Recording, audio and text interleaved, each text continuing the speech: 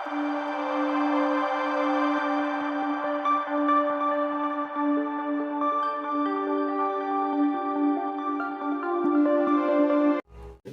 கரோகரா, வேலும் மயிலும் துணை.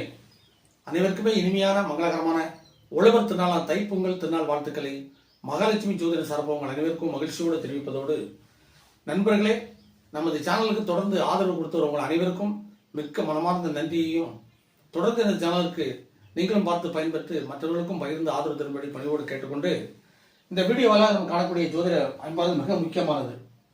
அரசியல் ரீதியாக நம்ம பார்க்க போறோம். இதுவரைக்கும் நமது சேனல்ல தமிழ்நாடு பாரதிய ஜனதா கட்சியுடைய தலைவர் திரு அண்ணாமலை அவர்களை பற்றி ஜாதக விளக்கத்தை பார்த்திருப்பீர்கள். அடுத்தபடியாக சட்டமன்றத்தினுடைய எதிர்கட்சி தலைவர் அனைத்து இந்திய அண்ணா திராவிட முன்னேற்ற கழகத்தினுடைய கழக பொதுச்செயலாளர் திரு எடப்பாடி பழனிசாமி அவருடைய ஜாதக விளக்கத்தையும் பார்த்திருப்பீர்கள். தற்போது இந்த வீடியோ வாயிலாக நாம் காணக்கூடிய ஜாதகம் மதிப்புக்குரிய மாண்புமிகு தமிழக முதல்வர் மு க ஸ்டாலின் அவர்களுடைய ஜாதகத்தை விரிவாக பார்க்க இருக்கிறோம். உங்களோட நம் பணியோடு கேட்டுக்கொள்வது, இந்த வீடியோவை முழுமையாக பாருங்கள், ஸ்கிப் பண்ண வேண்டாம். முழுமையாக பார்த்தீர்கள் என்றால் நமது சேனலில் வரக்கூடிய அரசியல் ரீதியான கருத்துக்களை, இதுவரை போடப்பட்டுள்ள சட்டமன்ற எதிர்க்கட்சி தலைவர் அவருடைய ஜாதகமாக இருக்கட்டும், மற்றபடி அண்ணாமலை அவர்களுடைய ஜாதகமாக இருக்கட்டும், இதை தொடர்பு பண்ணி பார்க்கும்போது 2026 சட்டமன்ற தேர்தலில் மக்களுடைய ஆதரவு யாருக்கு இருக்கு, மக்கள் தீர்மானிக்கும் சக்தி தான் முதல்வராக வர போறாங்களா, இல்லை அவர்களுடைய ஜாதக அமைப்பின் வாயிலாக நவக்கிரகங்களின் வழியில அவர்களுக்கு இறைவன் அளித்த அந்த தீர்ப்பு அதுவாக இருக்குமா என்பதெல்லாம் இந்த ஜோதிட ரீதியாக நம்ம பார்க்கும்போது தான் தெரியும். தயவுசெய்து முழுமையாக பாருங்கள்.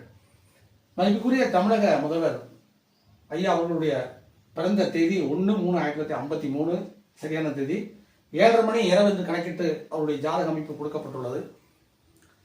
அவருடைய ஜாதக அமைப்பை பார்க்கும்போது அவர் லக்னம் சிம்மம், ராசி சிம்மம், நட்சத்திரம் பூரம். இந்த அமைப்பு ரீதியா கிரக அமைப்பை பார்க்கும்போது லக்னத்துல சந்திரன், லக்னாதிபதி சூரியன், இவங்க 2 பேரும் பௌர்ணமி நிலையில் இருக்கிறாங்க.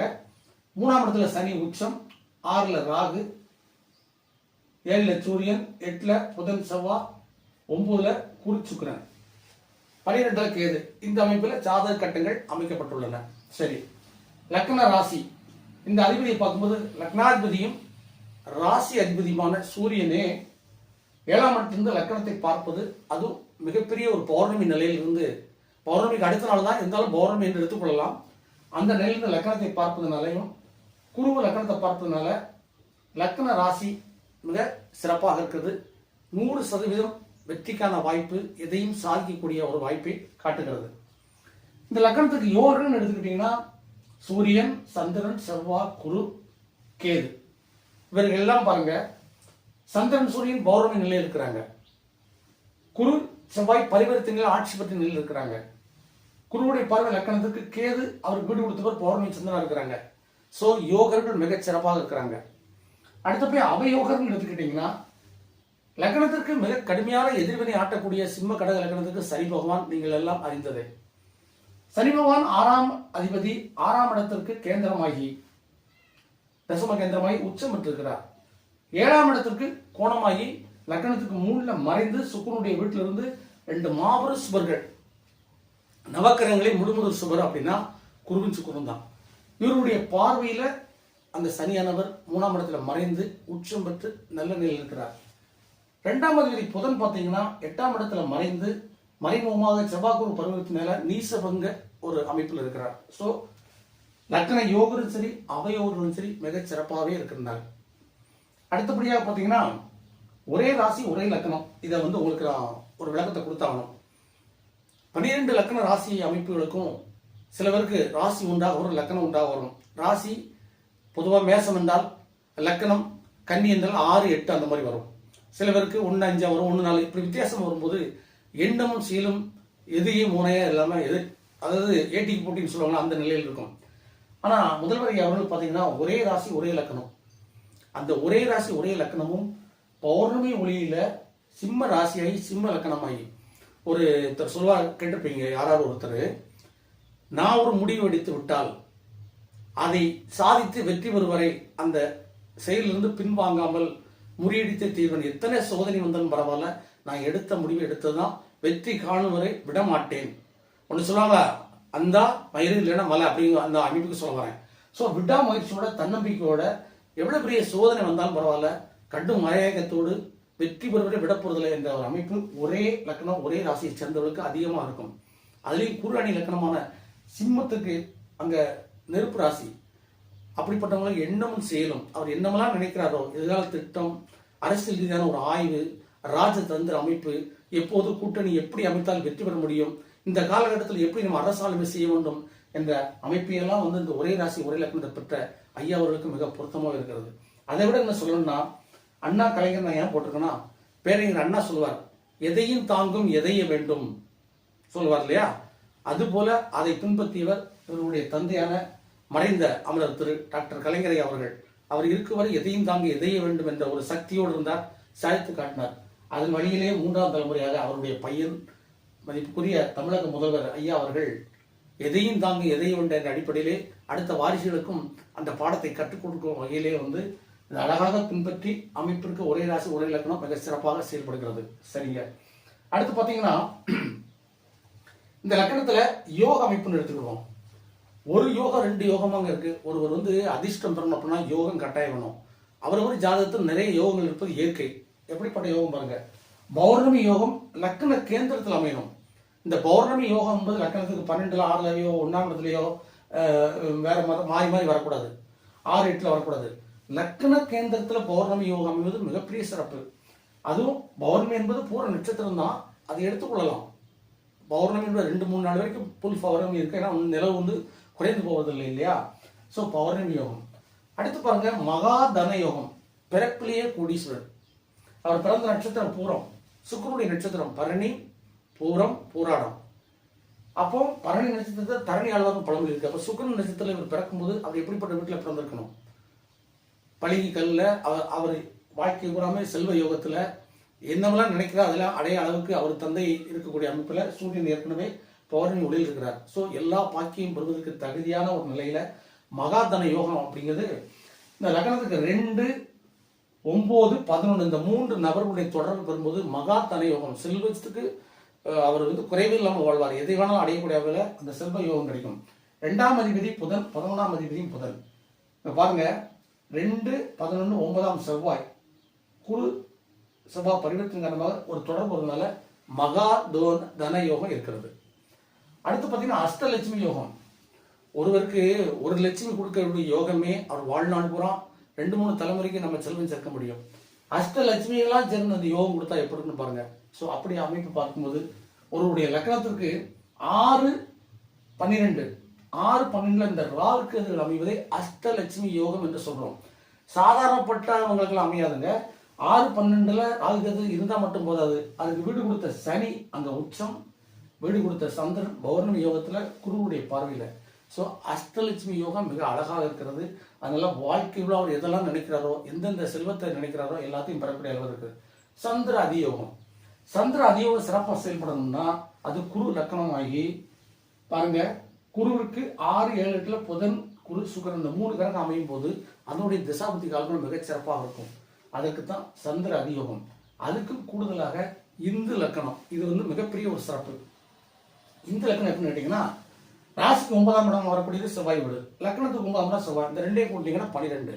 இங்கிருந்து எண்ணி வந்தீங்கன்னா 12ஆம் இடம் கேது இருக்கக்கூடிய இடம். அவருக்கு வீடு கொடுத்த சந்திரன் அங்கே பௌர்ணமி நிலையில் இருக்கிறார், குருவோட பார்வை இருக்கிறார். அப்போ அந்த இடத்துடைய கேது திசையோ அதுக்கு அந்த வீட்டினுடைய அதிபதியை தொடர்படுத்தி பார்க்கும்போது இந்த லக்கணம் என்பது ஒரு சிறப்பான ஒரு அமைப்பில் இருக்கும்போது இப்படிப்பட்ட லக்கண ராசியை பெற்றவர்களுக்கு வாழ்க்கையில குறைவே இருக்கிறாது. எதையினாலும் போராடி வெற்றி பெறக்கூடிய தன்னம்பிக்கை, விடாமுயற்சி, மன வலிமை உறுதியாக இருக்கும். அது உதாரணத்துக்கு சொல்லணும்னா தந்தை மதிப்புக்குரிய டாக்டர் ஐயா கலைஞர் அவர்கள் 95 வயசு வரைக்கும் தளராது இருந்து கடைசி கால வரைக்கும் முதல்வர் பதியை விட்டு கொடுக்காம இருந்த ஒரு அமைப்பு நாம் எல்லோரும் பார்த்துருப்போம். ஸோ இந்த லக்கணம் அப்படி எங்களோட அமைப்பு இருக்குது. அடுத்து பார்த்தீங்கன்னா இப்போ தசாமைப்புக்கு வருவோம். தசாமைப்புக்கு வரும்போது பார்த்தீங்கன்னா சனி மகா தசை நடக்கிறது 1/2030 வரைக்கும். நடப்பு புத்தி ராகு புத்தி 7/2027 வரைக்கும் இருக்கு. 2026ல தேர்தல் வரப்போகிறது. சிம்ம கடக லக்னத்துக்கு சனி திசை மகா பாவி கொடூரமான ஒரு அமைப்பை கொடுக்கக்கூடியவர். இவருக்கு மட்டும் எப்படி யோகத்தை கொடுத்தாரு? நம்ம யாருக்கு ஜாதகம் சொன்னாலும் சிம்ம கடக லக்னமா கட்டாயம் சனி அவயோகர் நிச்சயம் உங்களை அகண்ட பாதாளத்துக்கு தள்ளிவிடுவார், வாழ்க்கையில முன்னுக்கே வர முடியாது என்று நம்ம சொல்லுவோம். ஆனா இங்க பாருங்க, அந்த சனி 3ஆம் இடத்துல சுக்கிரன் வீட்டில் மறைந்து உச்சமாகி குரு சுக்கிரனுடைய பார்வையில் இருக்கும்போது சனி மகாதசை கொட்டு தான் கொடுக்கும். இவர் இப்படிப்பட்ட யோகத்தை பெற்றவர் முன்பே கலைஞரையா இருக்கும்போதே முதல்வராக இருக்கலாமே, முடியவே முடியாது. காரணம், அந்த சனியுடைய திசை ஆரம்பிச்ச உடனே தான் அவருக்கு இந்த நாட்டை ஆளக்கூடிய பவர். சனி உச்சம் மட்டும் என்ன, அவர் எதை சொன்னாலும் அவர் பின்புலமாக அவருடைய பேச்சு மீட்டிங் வேலை கேட்கக்கூடியவர்கள் அவர் சொன்ன சொல்லை அப்படி விரிவுபடுத்தி செயல்படக்கூடிய பட்டி தொட்டியெல்லாம் எல்லா இடத்துலையும் பரவ செய்து அவரிட பின் கோஷம் போட்டு சொல்லுவாங்க இல்லையா, கொடியை நெட்டி கோஷம் போட்டு வரவேற்புரை மேலதாளத்தோடு அவரை வரவேற்று ஆரவாரமாக செய்வதற்கு ஏழை எளிய மக்களுடைய சனி வளர்த்திருக்கணும். வட்ட செயலாளர்கள், ஊரக செயலாளர்கள், மாவட்ட செயலாளர்கள் எல்லோரும் அவருக்கு கீழ்ப்பணிந்து அவருடைய சொல்லை மீறாமல் செயல்படணும். அப்படின்னா இந்த சனி வளர்த்தவர்களுக்கு தெரியும். தொடர்ந்து எல்லா சாதத்தையும் பாருங்க, சனி வளர்த்தவங்களுக்கு தான் அந்த அமைப்பு இருக்கும். ஸோ அப்படிப்பட்ட அமைப்பு இருக்கனால சனி மகதாஸ் அவருக்கு கொட்டி கொடுத்து கொண்டிருக்கிறது. அடுத்து ராகு பத்தியும் பார்த்தீங்கன்னா, நான் ஏற்கனவே அஸ்தமிச்ச யோகம், அது மட்டும் இல்லாமல் வீடு கொடுத்தவர் சனி வரை உச்சம் பெற்றிருக்கிறார். ஸோ ராகு புத்தி 7/27 வரைக்கும் இருக்கு, 7வது மாதம் 27 வரைக்கும். ஸோ இந்த அமைப்பெல்லாம் பார்க்கும்போது நெக்ஸ்ட் குரு புத்தியும் வரத்தான் போகுது. குரு லக்கணத்துக்கு பூர்வ புண்ணியாதிபதி. பூர்வ புண்ணியாதிபதி அவர் இருக்க வேண்டிய இடம் குரு சுக்கிரன், முழுமுத சுக்கிரன குரு சுக்கிரன் 9ஆம் இடத்துல கோணத்தில் இருக்கணும். அதன் வாயிலாக பாருங்க, இந்த லக்கணத்துக்கு பாக்கிய ஸ்தானமான இடத்தோட பரிவர்த்தனை பெற்று 9ஆம் இடத்துல இருந்து லக்கணத்தை தொடர்பு கொண்டதுனால குரு புத்தி சூப்பர் தான் இருக்க போகுது. கிட்டத்தட்ட 2026 தேர்தல் இருந்து அந்த தேர்தலுடைய முக்காவாசி காலம் முடியும் வரைக்கும் இருக்கு யோகமான காலமே இருக்கிறது. சரிங்களா? சரி, இதுக்கெல்லாம் மீறி கோச்சாரம் ஒன்று இருக்கிறது. எல்லோருக்கும் சனி பயிற்சி குரு பயிற்சி பார்ப்போம். அப்படி பார்க்கும்போது சனி பயிற்சி எடுத்துக்கிட்டீங்கன்னா, சனி பயிற்சி இப்போ இவருக்கு 7ல இருந்து 8ஆம் இடம் சிம்ம லக்கணத்துக்கு அஷ்டமச்சனி தான். சனி மகா தசையே அவருக்கு குடும்பம் பண்ணியிருக்கணும், யோகத்தை கொடுக்கறது. அஷ்டமச்சனி சிம்ம கடக லக்கணத்துக்கு சிம்ம ராசி கடக ராசிக்கு நிச்சயமாக பாதகம் விளைவிக்கணும். ஆனா அப்படிப்பட்ட சனி கோட்சார ரீதியா நமக்கு அஷ்டமச்சனியா வரும்போது நம்ம பிறந்த கால ஜாதக அமைப்பில் அந்த சனி எப்படி இருக்கிறார். இங்க அழகாக உச்சம் பெற்று லக்கணத்துக்கு 3ஆம் இடம் மிக முக்கியமான இடம். 3ஆம் இடம் தான் மறைவு. அதில் மறைந்து குடிச்சுக்குறை பாதிப்பட்டு இருக்கும்போது இப்போ வரக்கூடிய கோட்சார சனி எந்த விதத்தையும் பாதிக்காது. அப்படியே பாதிக்கதாக எடுத்துக்கொண்டாலும் கூட அடுத்து வரக்கூடிய குரு பயிற்சி லக்கணத்துக்கு 11ஆம் இடம் லாபஸ்தானத்தில் இருந்து பூர்வ புண்ணியமான 5ஆம் இடம் யோக மகாலட்சுமி ஸ்தானத்தை பார்த்து அதற்கு மேல லக்னாதிபதி சூரியனையும் அரசியல் ஆளுமை செய்யக்கூடிய அந்த கிரகத்தையும் பார்க்கிறார். அப்படிங்கும்போது குரு பயிற்சி அவருக்கு இந்த சனி பயிற்சியை கெடுதலுடைய காரகத்துவத்தெல்லாம் கெடுத்து மீண்டும் நன்மையை கொடுக்கிறது. ஸோ இப்படிப்பட்ட அமைப்பை கொண்ட இந்த ராஜயோக லக்கண அமைப்பை பெற்ற ராசியை பெற்ற தமிழக முதல்வர் மதிப்புக்குரிய ஐயா மு.க. ஸ்டாலின் அவருடைய ஜாதக உலகத்தை பார்க்கும்போது எல்லோரும் சொல்லுவோம், குடும்ப ஆட்சி தொடர்ந்து நடைபெற்றுக் கொண்டிருக்கிறது, இதை வேறெடுக்க வேண்டும், அகற்ற வேண்டும் என்று கடுமையாக போராடி வரக்கூடிய போராளிகள் அரசியல் ரீதியாக பார்க்கணும்னா மதிப்புக்குரிய செந்தமிழன் சீமான் அவர்கள் அவர் கட்சி தொடங்கி விடாப்பிடியாக இந்த 2 திராவிட ஆட்சிகளையும் அகற்ற வேண்டும், நானே அதற்கு கடைசி வரை தனியாக நின்று போராடி அகற்றிய தீர்வு என்று விடாமுயற்சியோட வெற்றியோடு நடைபெற்றுக் கொண்டிருக்கிறார். அடுத்து இப்போ இடையில தளபதி விஜய் அவர்களும் புதிதாக தொடங்கி ஒரு மாற்றத்தை கொண்டு வருவேன், இது மாற்றியை காட்ட என்று இருக்கிறார். அதற்கு முன்பாகவே மதிப்புக்குரிய அமரர் கேப்டன் பிரபாகரன் விஜயகாந்த் அவர்கள் கட்சியை தொடங்கி ஒரு மாற்றத்தை கொண்டு வரணும் முயற்சி செய்தால் ஓரளவுக்கு முன்னேறி வரும்போது அவருடைய விதியின் பலனாக மறைந்து விட்டார். ஸோ அந்த அமைப்பில் பார்க்கும்போது இப்படி நிறைய பேர் மாற்றத்தை கொண்டு வர முடியும் அப்படின்னு போட்டி போட்டுக் கொண்டிருக்கின்ற வேளையில தமிழகத்தினுடைய எதிர்கட்சி தலைவர் சட்டமன்ற எதிர்கட்சி தலைவர் மதிப்புக்குரிய எடப்பாடி அவர்களும் தமிழகத்தை பொறுத்தவரை திராவிட ஆட்சிகள் தான், ஒரு முறை திமுக ஒரு முறை அதிமுக மாற்றி மாற்ற ஆளும் மற்றவருக்கு இடமில்லை என்ற வகையில அவர்கள் கடுமையாக போராடி இந்த வட்ட வெற்றி பெற்றே தீர்வோம் என்று மெகா கூட்டணி அமைக்கும் பட்சத்தில் அது ஒரு சாதகமா இருக்கிறது என்பதை விளக்கத்தை பார்த்துருப்பீங்க. ஸோ அவரும் போராடி கொண்டு வெற்றி பெற்றே தீர்வோம் என்று இருக்கிறார். ஸோ இவர்களெல்லாம் மீறி முதல்வர் ஐயா அவருடைய ஜாதக அமைப்பை நீங்களே பார்த்துருப்பீங்க. குடும்ப ஆட்சி என்பது முக்கியம் அல்ல, அவருடைய கிரக அமைப்பின் வாயிலாக அவருக்கு இந்த மாதிரி அமைப்பு சுட்டி காட்டுகிறது. ஸோ இதுக்கு மேல மக்கள் தீர்ப்பை மகேசன் தீர்ப்பு அடியில் மக்களுக்கு கொடுக்கக்கூடிய தீர்ப்பு தான் இறுதியானது.